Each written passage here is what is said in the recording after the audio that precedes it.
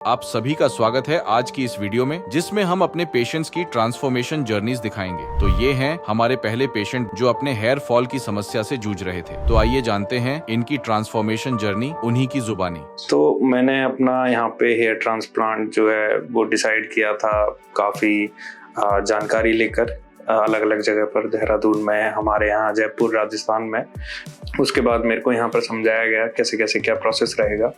तो प्रोसेस समझने के बाद फिर मैंने मन बनाया कि ठीक है, मैं यहीं से कराता हूँ, ट्रस्ट करता हूँ। सो कॉन्फिडेंस इस हद तक गिर जाता है कि मेरे पास तो कैप्स का कलेक्शन है। लगभग 10 से 11 कैप ही मेरे पास हैं जो मैंने पिछले 2-3 साल में इकट्ठी करी थी। हेलो एवरीवन, मेरा नाम रवि है, मैं राजस्थान से हूँ और मैंने जो अपनी पीआरपी है वो अपने 24 में ही कराई थी यहाँ से, QHT हरिद्वार से। और इसका जो भी आगे की रिव्यू और बातें हैं वो हम आगे अब बताएंगे, सवाल जवाब जैसा कि मेरे से पूछा जाएगा। तो मैंने अपना यहाँ पे हेयर ट्रांसप्लांट जो है वो डिसाइड किया था काफ़ी जानकारी लेकर अलग अलग जगह पर, देहरादून में, हमारे यहाँ जयपुर राजस्थान में।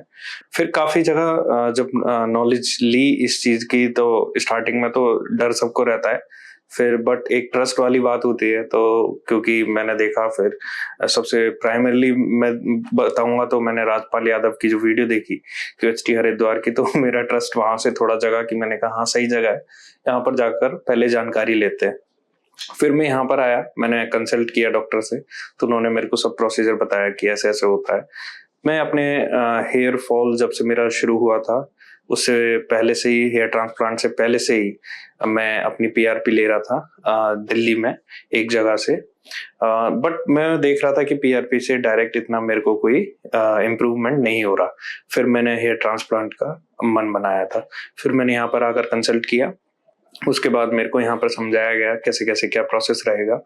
तो प्रोसेस समझने के बाद फिर मैंने मन बनाया कि ठीक है, मैं यहीं से कराता हूँ, ट्रस्ट करता हूँ।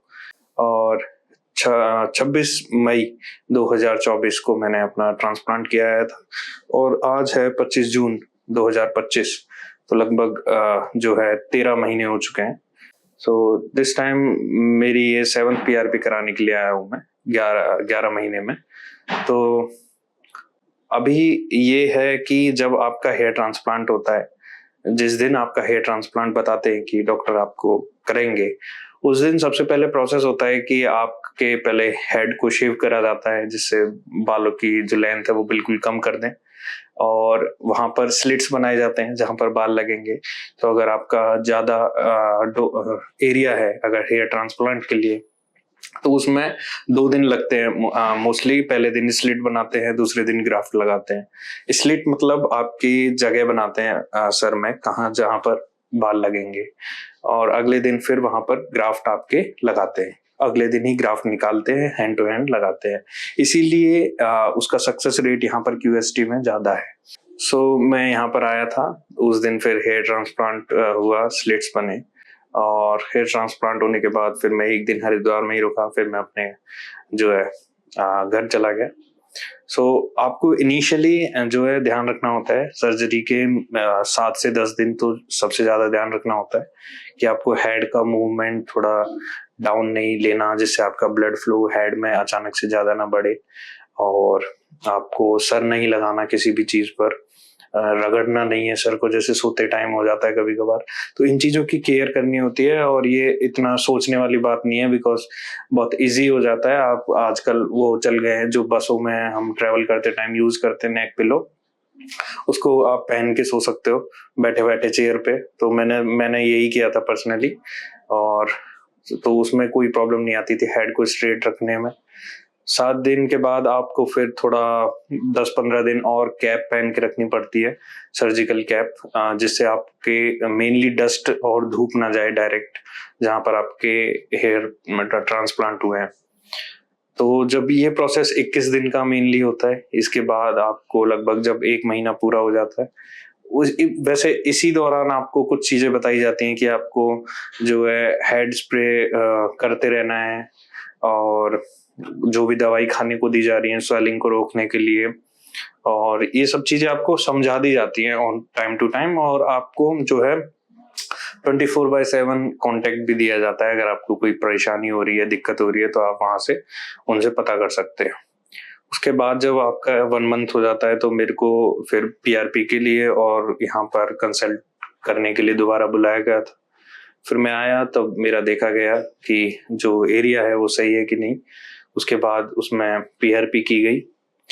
देन आपको फिर इसमें कुछ ऐसा केयर वाली बात नहीं है कि आपको उतना ही हसल करना पड़ेगा इस चीज में, बट आपको ये है कि मोरल थोड़ा डाउन हो जाता है बिकॉज 1 मंथ और 1.5 मंथ के बाद आपका शेडिंग फेज लगभग शुरू होने लगता है। तो आपका फिर 3-4 महीने तक शेडिंग फेज चलता है। शेडिंग फेज में कुछ नहीं है कि जो आपके बाल लगाए गए हैं शाफ्ट्स, तो उनका जो रूट का एरिया है वो तो लगा दिया, इम्प्लांट कर दिया आपके सर में। तो उसके ऊपर का जो बाल है वो झड़ने लगता है क्योंकि अभी वो नया लगा है जैसे। बट हमको ऐसा ना लगे कि वो पूरा हमारा डैमेज हो गया सर, नहीं, उसमें जो जड़ होती है वो नीचे ही होती है सर में और वो बाद में 3-4 महीने के बाद उगने लगती है। तो यही होता है शेडिंग फेज में। मोस्टली लोग डरने लगते हैं कि हमारा तो ट्रांसप्लांट खराब हो गया, बट ऐसा नहीं होता। उसके बाद आपको केयर यही करनी होती है कि आपको मिनॉक्सिडिल यूज करना है टाइम टू टाइम, अपना हेयर वाइटामिन खाने हैं और पीआरपी को इनिशियली एवरी मंथ रखें। उसके बाद साल में 2 बार 3 बार जितना भी आपसे हो सकता है, और यही मेजरली केयर होती है। और यहाँ पर जब डॉक्टर्स की बात करें तो काफी अच्छे से समझाते हैं डॉक्टर्स। ऐसा नहीं है कि आपको सिर्फ बताया और ठीक है बोल दिया कि आप करा लीजिए। आपको इनिशियली सब समझा दिया जाएगा, इनिशियल स्टेज से लेके लास्ट तक सब समझा दिया जाएगा। मेरे को यहाँ पर ऑलरेडी 11 से 12 महीने हो चुके हैं अब। इनिशियली जब मैं यहाँ पर आया था तो डॉक्टर्स ने जब चीजें समझाई थी, तब मैंने उनको अपने पुराने कुछ फोटोज दिखाए थे। मैंने कहा कि जब मैं अब से 2 साल पहले जब मेरे हेयर फॉल शुरू हुआ था उस टाइम पे मेरी हेयर लाइन ऐसी थी। तो वो डॉक्टर्स ने देखे और उसी के अकॉर्डिंग फिर उन्होंने हेयर लाइन जो है डिजाइन करी। और वो आपकी हेयर लाइन ऐसा भी नहीं है कि कुछ ज्यादा नीचे हो या ज्यादा ऊपर करें, वो बस उसको ऑप्टिमल लेवल पे रखते हैं जिससे कि आप ऐसा ना हो कि 10 साल बाद वो अजीब लगे या अभी से अजीब न लगने लगे। सो मेनली क्या होता है कि आपका जब भी हेयर फॉल होना शुरू होता है तो इनिशियली आप सोचते हो कि अब मैं क्या करूं, और आप तरह तरह के प्रोडक्ट्स हम लोग यूज करते हैं जिसके भी हेयर फॉल होता है। उसी लाइन में मैं भी था, उसी ग्रुप में मैं भी था। मैंने भी हर प्रोडक्ट यूज किया है बाहर से, और हर हेयर फॉल का जो भी बोलेंगे टैबलेट और जितने भी मार्केट में ऑयल है, सीरम्स है, सब मैंने अप्लाई किए, सब मैंने यूज किए। बट मुझे कोई ऐसा खासा रिजल्ट नहीं मिला बिकॉज हेयर फॉल मोस्टली जो मेंस में होता है वो जेनेटिक ही होता है, तो वो बाहर की चीजों से ऐसे कंट्रोल होता नहीं है, रुकता नहीं है। फिर जब मैंने लास्ट में डर्मेटोलॉजिस्ट से बात करी तो उन्होंने फिर पीआरपी के लिए सजेस्ट किया। तो फिर मैंने पहले पीआरपी कराई, 4-5 पीआरपी मेरी हो गई। तब मेरे को समझ आया कि पीआरपी में भी मैं इन्वेस्ट कर रहा हूँ इतना, बट उसका रिजल्ट नहीं आ रहा। फिर मैंने यहाँ पर आकर जब बात करी तो उन्होंने समझाया कि जब रूट्स ही नहीं है, ऑलरेडी रूट्स आपकी जा चुकी हैं स्काल्प पे से, तो पीआरपी भी नहीं उगा सकती उनको। तो मेनली हमें रूट्स ही वापस लगानी पड़ेंगी ट्रांसप्लांट करके। तो उसके बाद पीआरपी जो है वो फायदा करेगी आपको। तो फिर ये चीज मेरे को जब समझ आई तो फिर अब जो है इजी लगता है ये सब। इनिशियली जब आप स्टार्ट करते हो कि ये सब प्रोसेस क्या है, तब आपको बहुत टफ लगता है कि बहुत मुश्किल चीजें होंगी। बट जब आप एक कदम आगे रख देते हो तो आपको सब समझ आने लगता है कि क्या प्रोसेस है इन चीजों का। उसके बाद आपका जो कॉन्फिडेंस है वो काफी लो होने लगता है जब आपका हेयर फॉल होता है। मेरे साथ भी यही बात थी। आपकी मेनली एज जो है मेंस में वो लगभग मैं तो कहूँगा 15 साल ऊपर ही चली जाती है। अगर आप 25 के हो तो 40 के लगने लगोगे।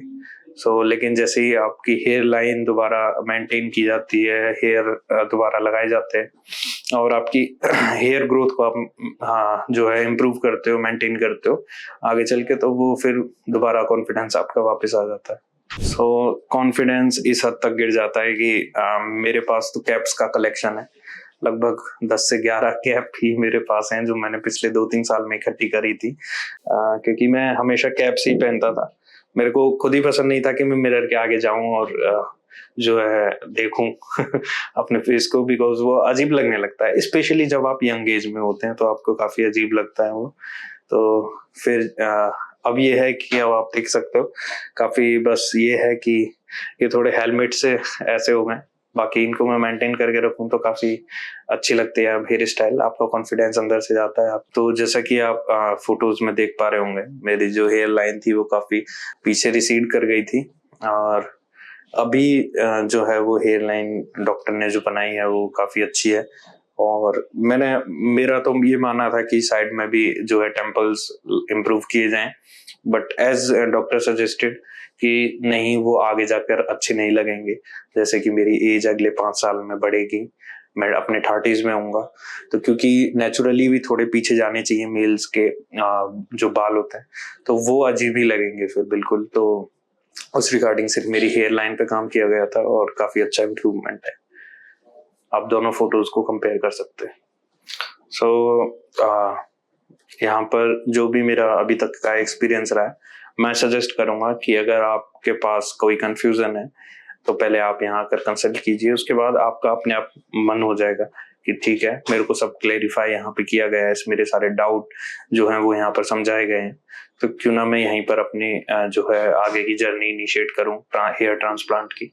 तो उस बारे में मेरा कोई डाउट नहीं है, आप QHT क्लिनिक में बिल्कुल स्मूथली आ सकते हैं, यहाँ पर अपना जो भी क्वेरी है उसको क्लेरिफाई कर सकते हैं, अपना हेयर ट्रांसप्लांट का प्रोसेस जर्नी स्टार्ट कर सकते हैं।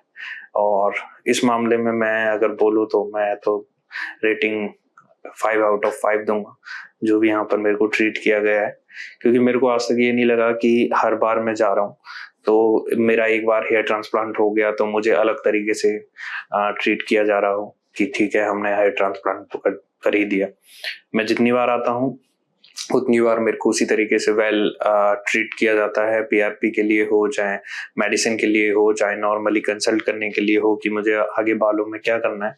सो this is very good to initiate your hair transplant journey, QHT clinic Haridwar.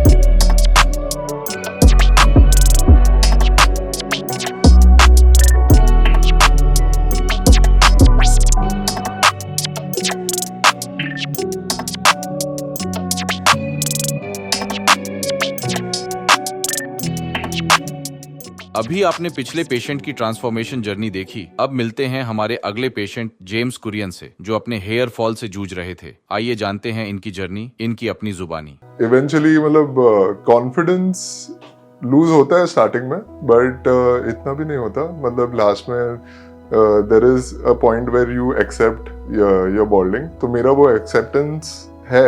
Now they are really like a family and बहुत अच्छे से घुल मिल गए हैं, सब हंसी मजाक कर रहे हैं, मस्त है एकदम. So I'll be coming back from Mumbai to Dehradun to Haridwar again soon to meet them. How they are dividing the single hair grafts, the double hair grafts, और कैसे लग रहा है.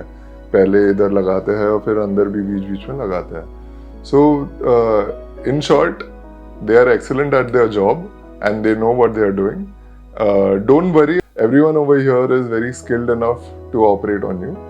And I've seen it first hand. Hi, मेरा नाम James है और मैं मुंबई का रहने वाला हूँ.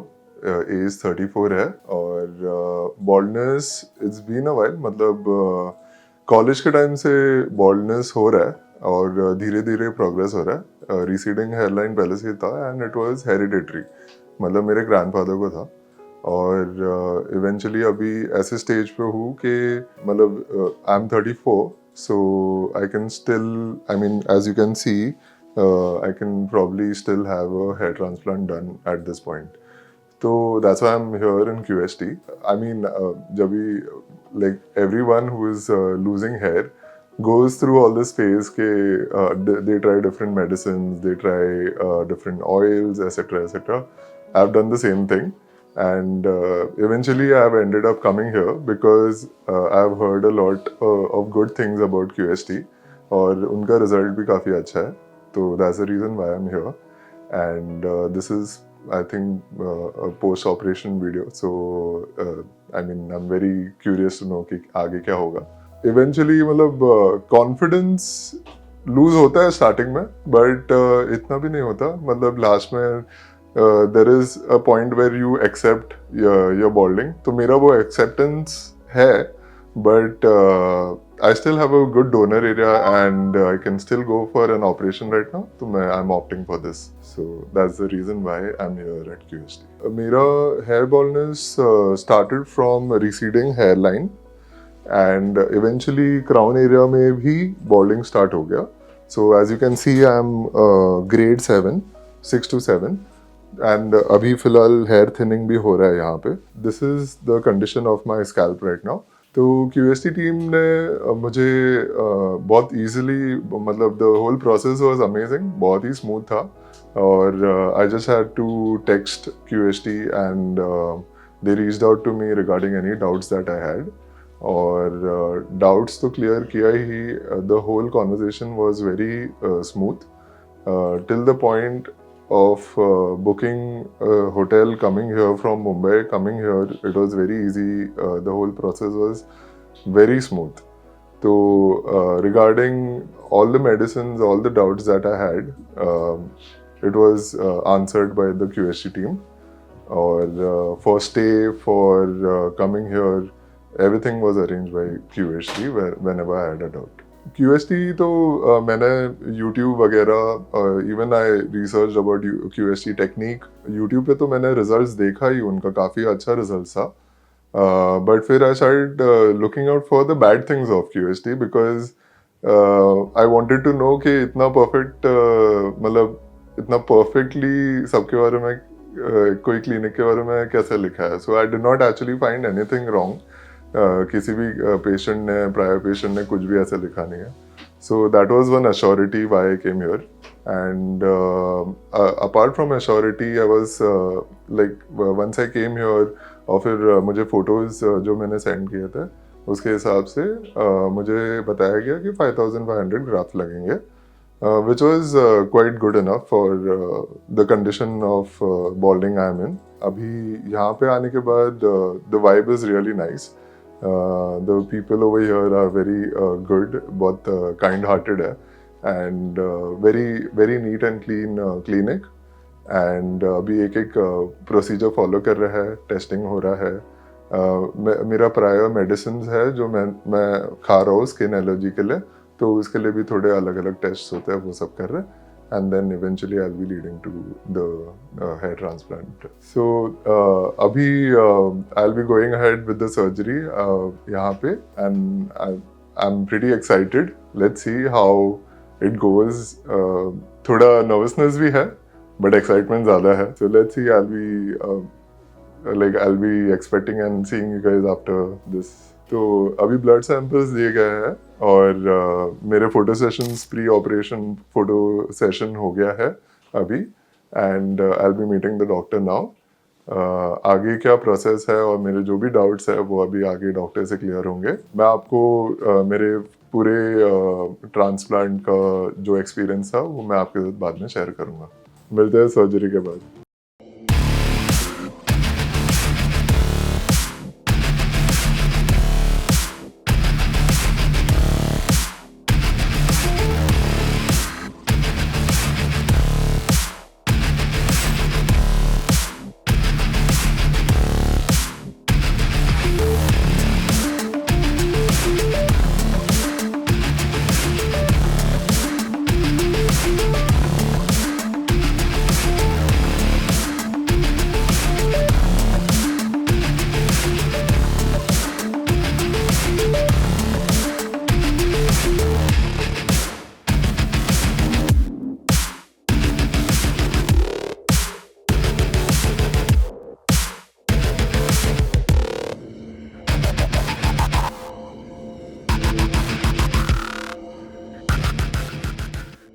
So post operation I am back और बहुत ही अच्छा एक्सपीरियंस रहा। 3 दिन का एक्सपीरियंस था मेरा। तो पहले दिन मेरा स्लिटिंग हुआ, सेकंड डे क्योंकि मेरे ग्राफ्स ज़्यादा थे तो सेकंड डे आधा हुआ और फिर आज today was the last day and it's complete as you can C.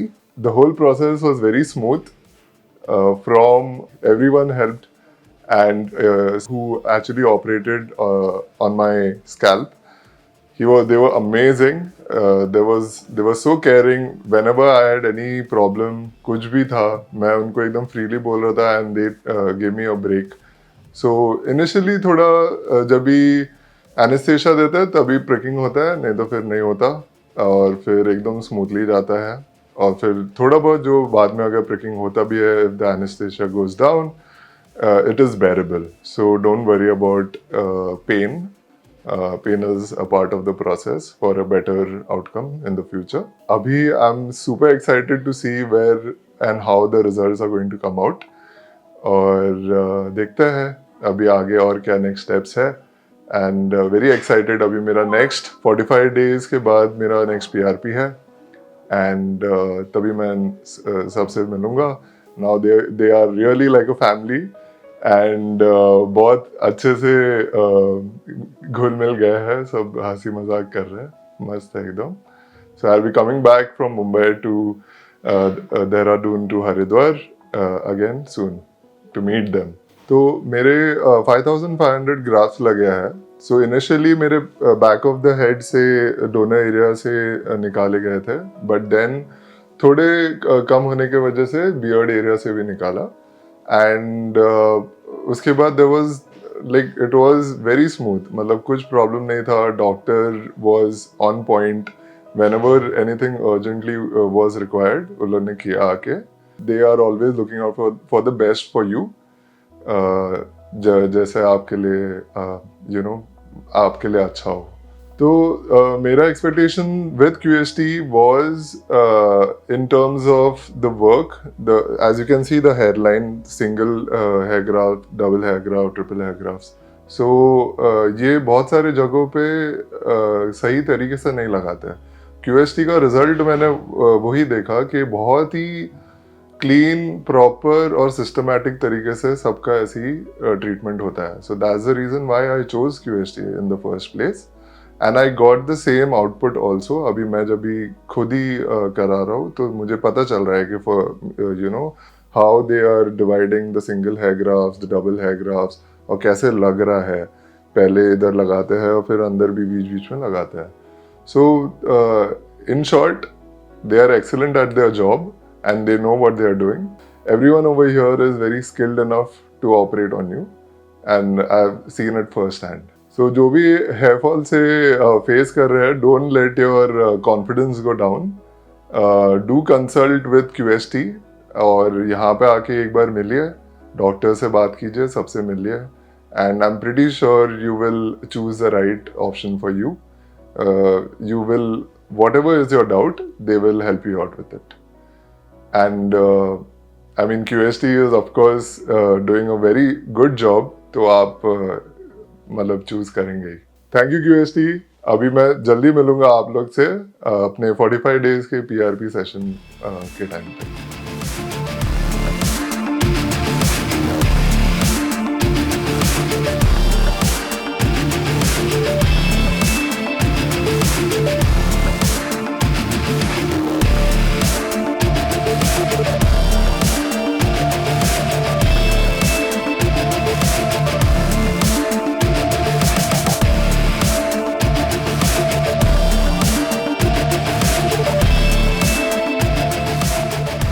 Hello friends, if you have not subscribed to our channel yet, please like this video, share and subscribe to our channel, and don't forget to hit the bell icon so that you will get update on every video.